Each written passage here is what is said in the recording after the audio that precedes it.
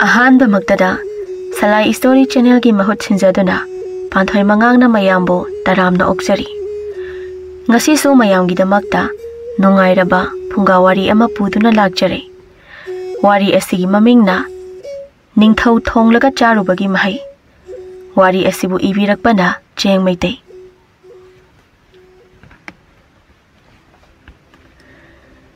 Thaina matam amada Jingsang lakpa kauba Ningthou ama leirami.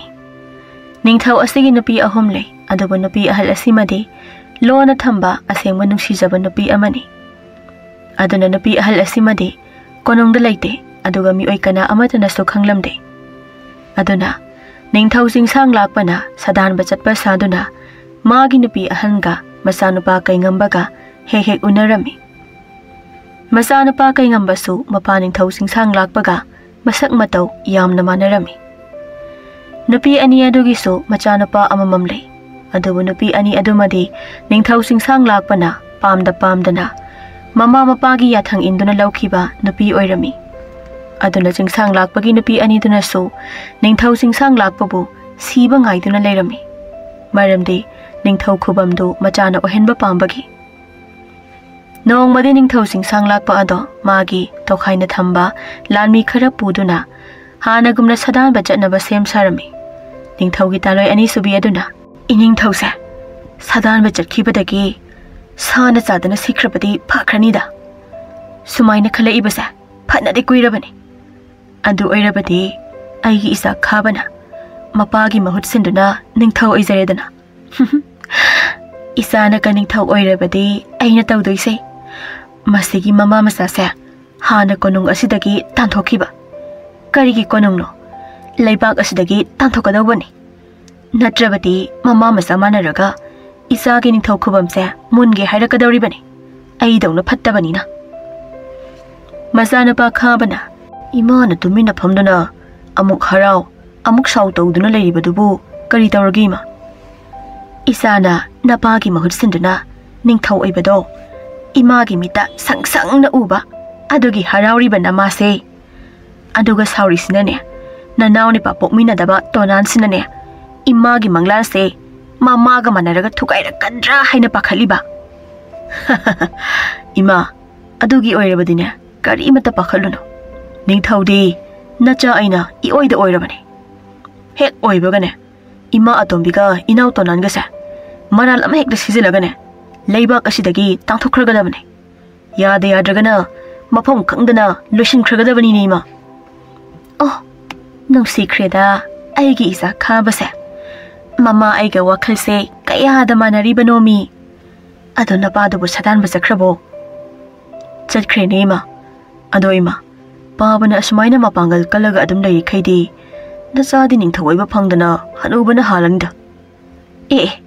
Napana hana hanudana isana hana kamaina hanudawribano nangbo. Ado ima aidi Ningthou se hausumak oininglabani ne. Aikoi ipa Ningthou sibu kayam kuina Ningthou oiduna laikhigadawribano. Haujikti masanapa hal ai chawre Ningthou oibada matik chare. Aduna ipa Ningthou si pothaba yarabani. Natraga ipa Ningthou si aina tabida aikoi gi tonanda ipa gi Ningthou khubam si hauke kaina khalibajala. Khangde de ibungo napa Ningthou se wakhalama itau tawbani. Aiga nama atombiga se napa Ningthou na suk pamdana matang matamna yadadana laukhibani. Aduna haujik phauba napana nama ani se kaya nungsidabani. Aiga nama tonganaga phattabaga. Ipa Ningthou na imaga imatonga se pamdana laurabasu aiga tonangadi pokpiraba natro. Aduna mana phana pamgera pamragera Ningthou di aina oidaba sukya yaroi. Isana Ningthou oidrabadi kanana oidoino. Maduna ne imana haujik haidai wase ya munna tauko. Mamaga masak khabagado mapagi Ningthou khubamasi matau karamna munsige haina wa mayam amatumina khanarami.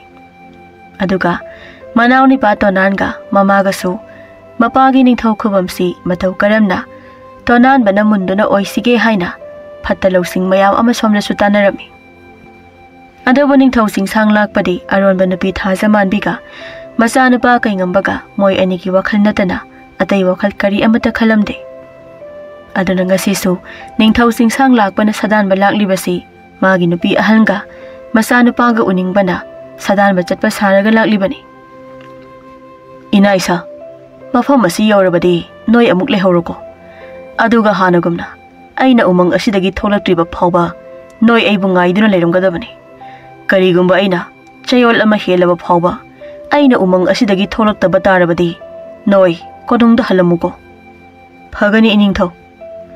Ningthou singsang lakpana wahai asi hairamlaga umang aduda changkhirami. Lanmi sing aduna aikhoigi Ningthouna umang asida sadan ba laklibasi chahi phanadi yamleko. Adu suma famasi hek yobuga aikhoi bu mapanda thanamlaga Ningthou mathanta chawraba sa kaina pik thallaba umang asida sadan ba mathanda hekta changkhiba.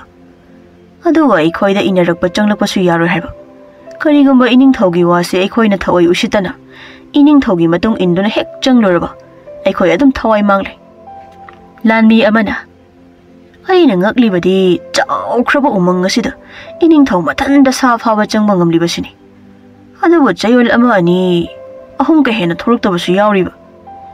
Mamangda su kayarakne Ningthou se tholoktabana sa kaina chakhabara haina pakhatnaruraga karimata tawdana sa kai achau phaduna umang asidagi thoklakhibado.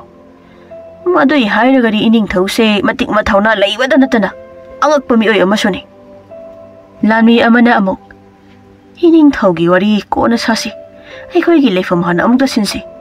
Ningthouna horel haying hekta halakadaba nati chayol ama hena adum changbani Ningthouna sa phaduna umang asidagi tholakadoise. Aduna aikhoigi leifam hana amukta semse Ningthou sisu mafam asida natrabadi atai mafam amattada sadan base sase haide. Adu oirabadi sidai sida aikhoigi leifam pothafam ama sembiba yabani. Sadan banena aikhoi yahan basu nataba chawraba umang asida mathanda hekta changkhini. Hayeng laibak thidana Ningthou se umang asidagi sukto tholaktrena khalasini aikhoi dosa taroidraba. Lanmi ataina asengbane iyambana hairibado konungdana ima maharani ahanga atombiga macha ani dugana phatriba khuphatta siga Ningthou hek phatta dongda thokpadane Rajkumar ani se Ningthougi khubam munnabada machin manaw hana dawribani ko.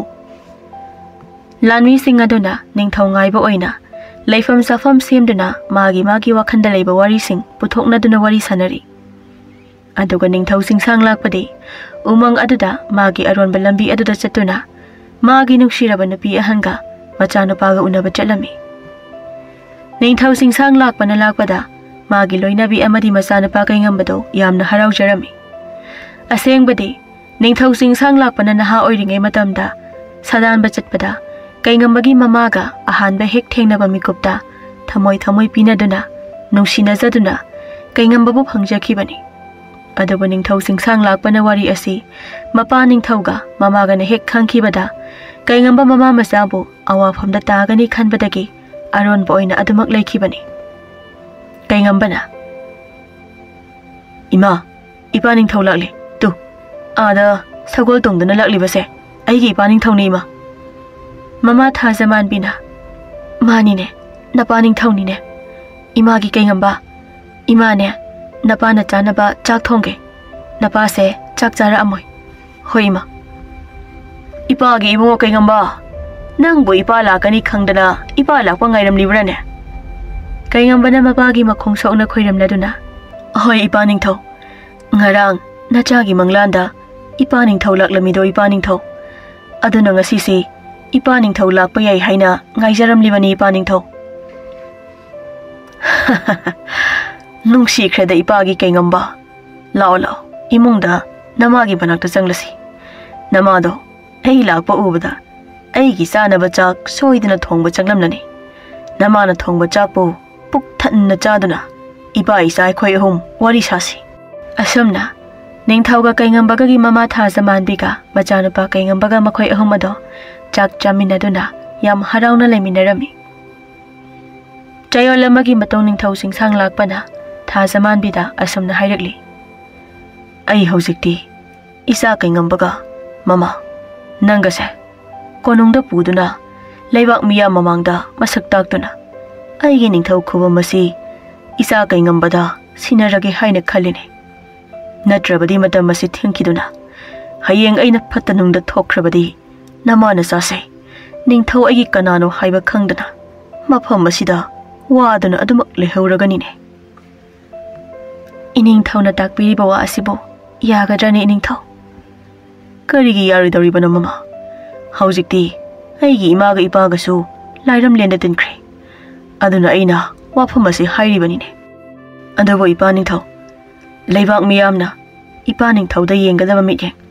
Ngangadaba, amadi noknagadaba singdudi, mataw karamna mayoknagani. Adoy mathakta, ima aniduna, aibu macha ahalne haina lokshan bigadra.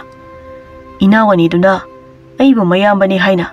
Harau harau, paabagi Ningthou kuba madubo, aina oikibada yarakadrane. Madugi shu, ipa na phanaba, hana singanine ipagi kengamba. Aduga, ipagi mahut sinduna, laibak ngakpa ngamgadaba aigi isadi, nang khaktane. Isadi, pukchil chawi, minungshi chili. Matik mathauna laibatanatana. Yeknaba chama hienbaga, lanthengnabada, ira-ilaina lamba paduna, maithiba piba ngambagi narosing sulay. Napangal sukaline. Aduga nanaw anidudi, mabukjelpi. Mathauna yawde. Laibak ngakpa ngambagi matik mayay, amata chiendene. Ningthougi wafam ase, asengba achumbadi oigani haiba aishu thase. Adubo, laibak miyam khaktanatana, yumlonnabada lairiba, angang mathau kayana, Ningthouda yengadaba mityengdudi, mataw karamna mayoknagani. Ningthou singsang lakpana, thazamanbiga machanupa kay ngambagada wa kaya haiduna themlami. Aduga Ningthou singsang lakpana, konongda amuk handuna, sagol samu tongduna, Lami mayam amaga lawba lakani haina wasaklamlaga, Ningthou singsang lakpana konongda amuk hankirami. Mapa Ningthougi nungsiba mataw aduda, mamaga kay ngambagado, haraw na mapa Ningthoubo yamna nungsijaduna lehorami. Ningthou na konongda yawbaga, magi taloy aniduga macha anidugada, thazamanbi amadi kay ngambagi wari pumbalirami. Wari singsi tabada napi atombi aniduga macha anidugadi, makokta bersa tabaga chap manakri. Aduna haujikti, napi aniduga macha nupa aniduga manaduna, kay ngamba mama macha konongda puraktringaida, Ningthou singsang lakpabo hana hatnaba watanarami. Adu oirabadi, kay ngamba mama machagi wasu laibak miyamna mawalo biraroy. Ningthou khubamsi majil manamoy anina oihobo yare khanna. Maharani ani subina. Ngasidi, Ningthougi namit suredana. Aidi, aina Ningthougi nupi ahanne. Aduna, aigi isa khabana, mapagi mahut sinduna, laibak asigi Ningthou oirani kaina hararuraga. Madi hana, matu masa leiraga, losilaga thamlamliba oire. Ima, aikoigi ipa Ningthouse, nupi oiramlabadine, mathong kaya charamoy. Konong asida leiriba nupa nahasingse, magi nupabu loina oiramgani. Hai, Nangi wado, imada pali. Wa makatarakano. Ha. Aidi imada haibasunatana. Yare. Namatonga nanaw ni pagado. Hauzi phabu laktribasina karigino. Hayeng yaukrabadi mathong maram khangdabi mama masado. Konong asida puduna lakpana halani hairaga. Imadongi inaw tonangasu la asidi. Ningthougi taloy atombina. Iche ay lakle. Aduna iche ibani na hainabado haurasi. Lao. Ningthougi manakta changlasi. Aduga ni ije, konong asigi khwaidagi kanba tamthiraba lanmi singdasu, ainane sanalupa mayam ama piduna thamkrabani. Mama masado hananaba. Ani subi maharani na. Phareda adu oirabadi, lao ibani Ningthougi manaktane changlasi. Aduga ne nasil nanaw noi anisu imana haibado khangledana. Khabana khangle ima tonanba lao. Ibani su ipa Ningthousi manghan kinaba sem saurasi. Tonana ipa Ningthousi hek hatlaba matung iyambase matam khara Ningthou ohelaga harauba yaba harau halaga. Aina amuk hatokjaba tare. Adu oirabadi Ningthouse aina adum oirani. Korina tonanba naman sanda noklibaduna. Ha. Oh. Iyambana ipagi mahut sinduna laibak asigi Ningthou oirani haina khallubada haraudana noklibani iyamba. Oh. Aina Ningthou hek oibaga Namana sase. Ay na mapam kangda na manghankragadawane. Ado oirabadi. Ima ibani da yelakadawa yeknaba amatta leroy ko. Karigino iyamban amu noklibaduna. Nangna hawzik haiba waduda haraudana noklibanine tonan. Lao, ipa Ningthougi manakta changlasi. Khabaga tonanga na mapa Ningthougi manakta changlubadadi. Mama anidusu ina pungangang makuta thang macha amamam pairaga leirami. Aduga mapa Ningthouna masagi phamung aduda ina pungangang na taduna leirami. Madu ubada khabaga tonanga du khangpre khanglami. Khabaga tonanga na. Oh ima, ingakta. Mama aniduna. Hai, nama nati sirisi. Napa minamba Ningthoushini. Aduga natrabadi ising ngakta ngaigadro. Khabana. Ima anidi. Asuk mathongna leikraba. Asuk mapangal kankraba ipa Ningthou asi onthokna thuna kamaina halino. Masigi matangdadi nupa noina khangleroi. Nupi khaktana khangadabani. Napadagi henba lai nupa phauba. Nupi masak phasabi amana yam laina pangthandunane maithiba piba ngamlibani. Tonana ipa Ningthougi sumaina tawdoi oyadi ai nupiga thiroi. Khabana. Hayeng khaidi aidi yotki phuri litlaga tumani. Mama aniduna. Hai, wathi dungangdana leirano. Nama imarigi thabak loirabanina. Noi anina amuk napase manghankhro. Adugane masigi thaudokse aikhoi mari natana atai mi oi amatta khanghanba yadeko. Adudi aikhoi ani thoklage. Apangmana pa Ningthougi achan balan mi singdo amuk themduna ahaw atham pizaraga haraw halukige ko. Hai, haina singna taw. Imarik ama phauba konung asida tahanba yaroi ko. Hoi ima, lao tonan ibani thaba mu hawrasi. Ado iyamba ipa Ningthougi asiba haksang asi yamna sulumi.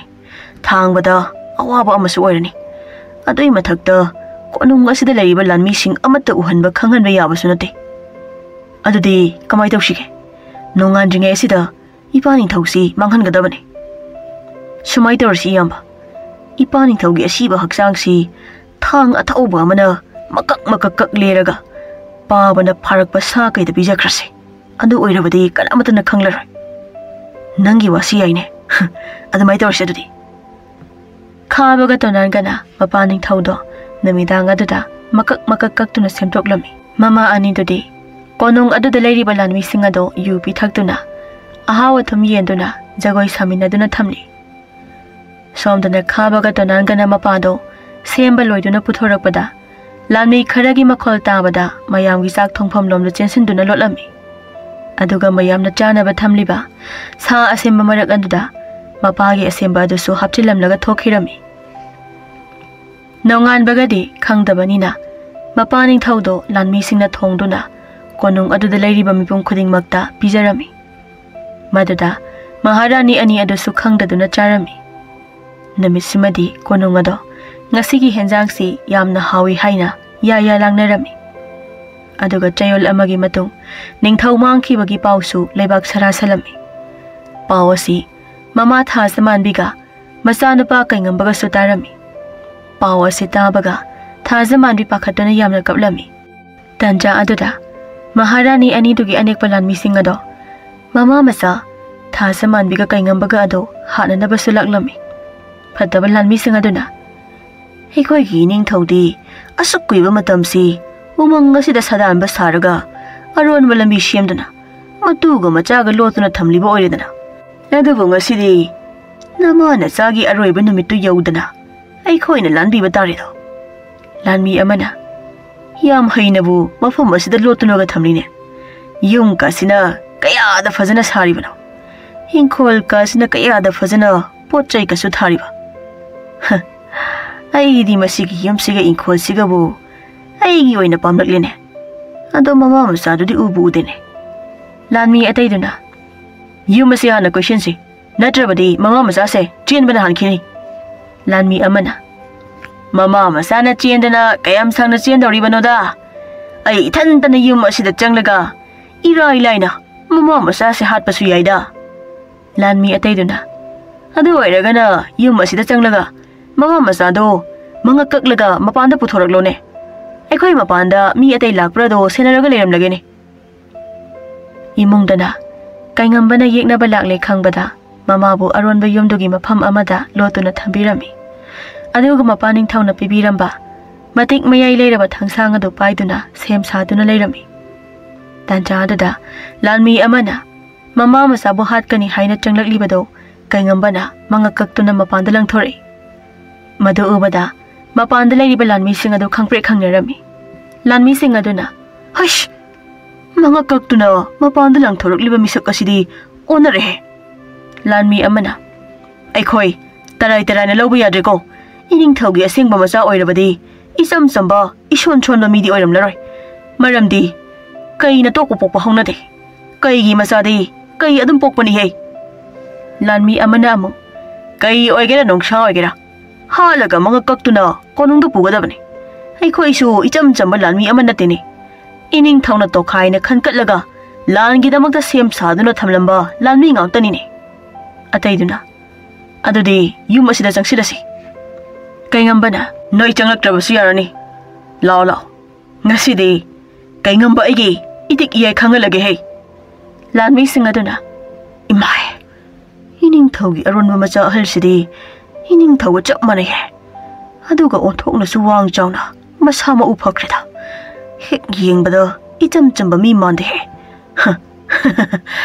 adu wai khoi mayam siga ma mathandagadi lamba paba yaroi haibasi ma khangdraba maline kanate matam manghandana kari kanarugani mahaki manga kaktuna aikhoi hannaba tokse adabo yamlaba lanmi singado kaingambagi manga kakpadi lairadana matuna ama phawba sokpangamdana kaingambagi makhutta thawai thaba tarami adabo lanmi ani amadi kaingambana phaduna kanana kari maramgi mama masabu hatpa laklibano haina hangbadadi lanmi aduna kibadagi asengba bomba loina haidoraklami haiba loibaga lanmi ani deso kaingambana manga kaktuna hatlami mikup kharagi matungda ima ai konungda jatuna aigi ipa Ningthaugi asengba achuma maramda khangludaba yadre ima gi kaingamba napa Ningthaudo soidena thawai manglamlagani ima gi thamoi sina yade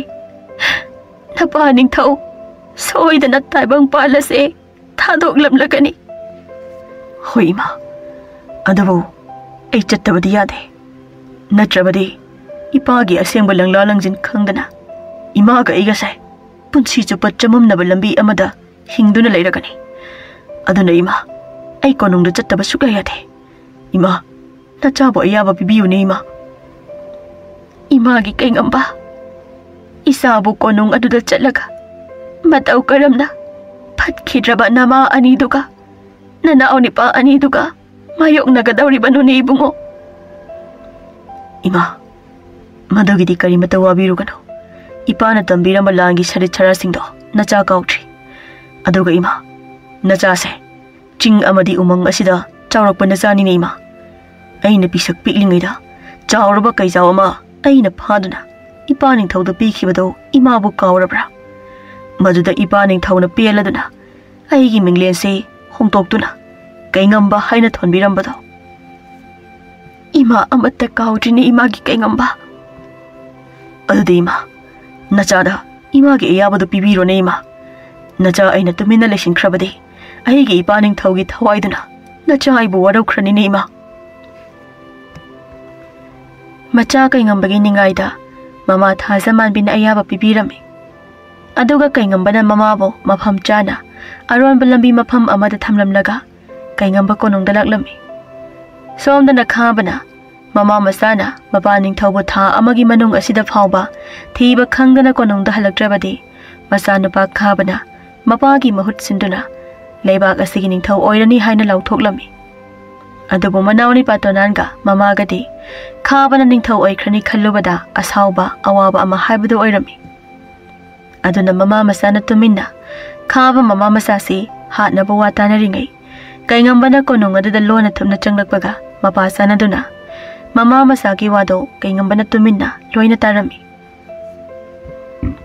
ima Ningthaudi aina oigadabane makok yaudaba apangba iyamba mana Ningthau oibadi sukya yaroi aduna ima tha amagi manungsida iyamba khabaga ima yaigase ipa ningthau hatuna manghan khibagum makhoi anisu manghan khigadabani aduga ina ningthau oigadabani isana ningthau oidana kanana oidoribano adudi mama masase loishinaba tawrasi ado imagi tonan ima isa khaktanadi mama masase hatpangam loine aina napagi aronba matuga masaga to hatlu cho haina thakiba lanmising aduna khara thuna halaklabadi ima ijana khalibase irai laina pangthokpa yarabani ne hoine mama masa amasu leiriko ado halamani deima kaingambana phalauna chongthoraklaga hatrine na oibungo hoima akhoi pabase kamaina hinglaga laino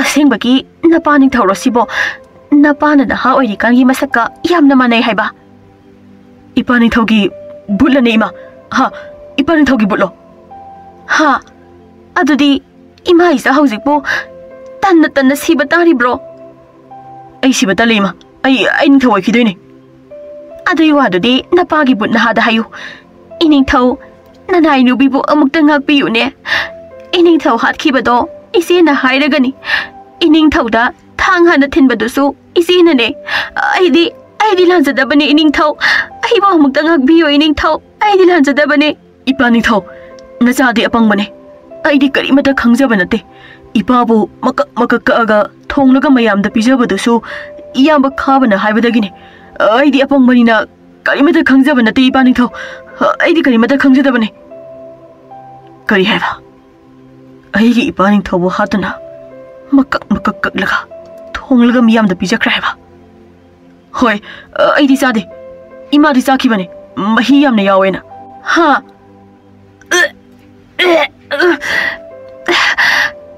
napasi bagi nongalaga kolong asigi mipung khutingbak hawe da charido napaning thaurami hoima atopa pambai leitabadagi ipa do semtoklaga kononggi jaksungda leiba sayen marakta hapchilambane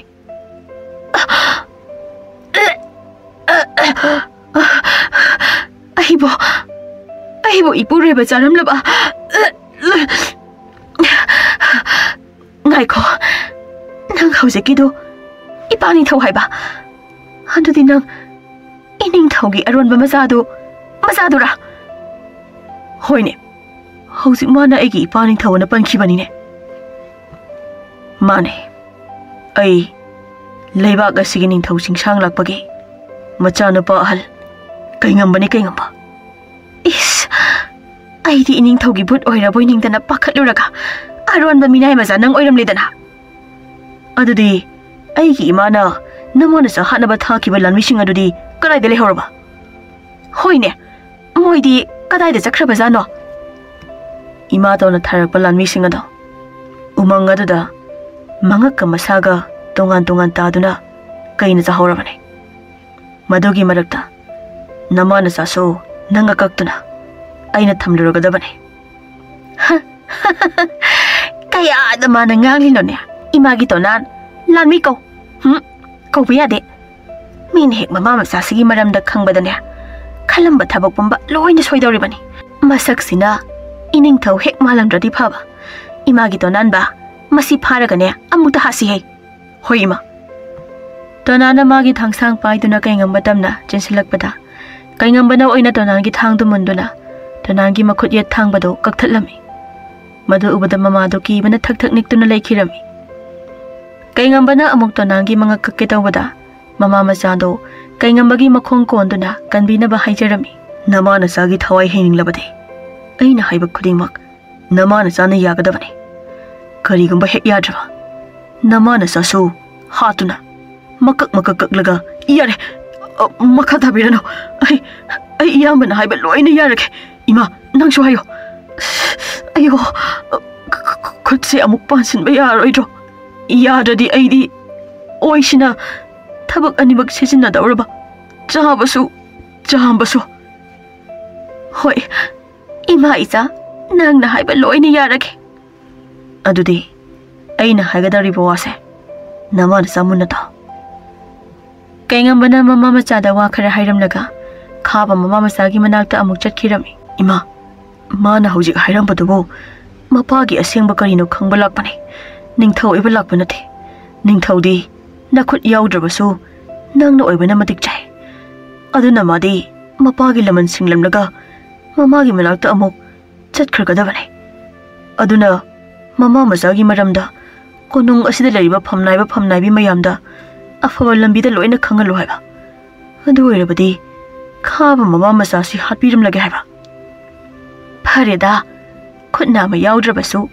isana ba Ningthou oirabadi imana ne isagi sanagi khut ama sabini adudi nayamba hanna hairamba wase hayeng nong hek nganbaga pangthokpirasi hoi ma aina Ningthou oidorabani ko adusu sanagi khut hapaga adu oirabadi nupi mayam ama lonbasu yarani apam khandana aisu ima so di kaino ima ana haibadi ima di sana mayam ama siraga laini haibani ne nangna seral tural tara malida mama masando kaingambaki wa adada thajaduna nonganba ngaiduna leirami somdasu kaingambana tonanbagi mama masada tawbadumak khaba mama masada tawrami aduga khaba mama masadana leibak sinba thungna kaingambagi mama masagi maramda afaba wa haiduna sakta kadabani adu oirabadi tonanbagi mama masa ase hatuna manghan khragani